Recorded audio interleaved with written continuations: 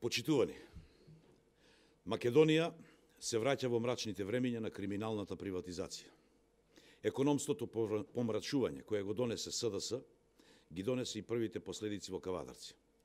Катастрофалните економски политики на Заев, на Тевдовски и на Анѓушев ја зедоа и првата жртва. Ја однесоа во стечај првата фабрика. Велешкиот суд и официјално ја активираше стечајната постапка и експресно назначи стечаен управник за некогашниот гигант во металуршката индустрија Фени Индустри. Назначениот стечаен управник Мирослав Анастасиевски од информациите и од документите објавени во медиумите може да се види дека е најголем поединечен донатор на СДС во изборната кампања за парламентарните избори во декември минатата година, со донирани 123.000 денари. Имено, истиот е близок пријател со Зоран Заев и со Сонја Лукаревска, директорката на Управата за јавни приходи. Дали финансирањето на СДС и пријателството со Заев е главен услов поради кој тој го доби милионскиот имот на Фени, со кого ќе располага во идниот период. Ветерот и маглата кои Бетијан Китев и Анѓушев им ги продаваа на кавадарчани во предизборието се само потврдија со оваа одлука. Лагите и манипулациите за да се купи глас повеќе нема да им го вратат лебот и работното место на илјадниците граѓани кои ќе останат без работа. Илјадници граѓани на Кавадарци ќе останат без парче леб и без извор на екзистенција благодарение на неспособноста на црната економска тројка Заев, Анѓушев и Тевдовски. Само во комбинатот има 1000 вработени кои благодарение на СДС ќе ги загубат своите работни места.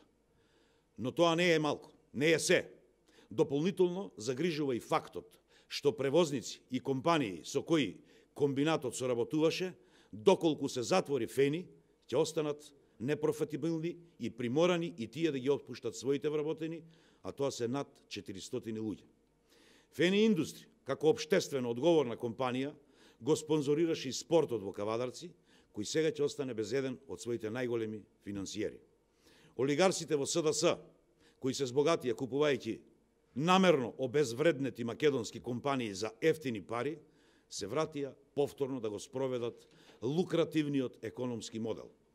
Без трошка грижа за граѓаните, СДС, земајќи ги во предвид само бизнис интересите на нивните олигарси, тие се спремни целосно да го обезвреднат некогаш профитабилниот металуршки гигант Фени за некој налик на газда Кочо да може да го купи за мали пари. Граѓаните ќе останат без изворна екзистенција, а олигарсите ќе ги бројат своите милиони.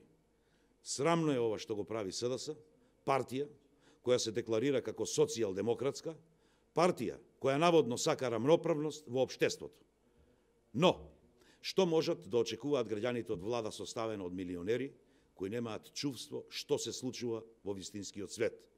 Со луѓе кои не работеле ниту еден ден физичка работа во нивниот живот.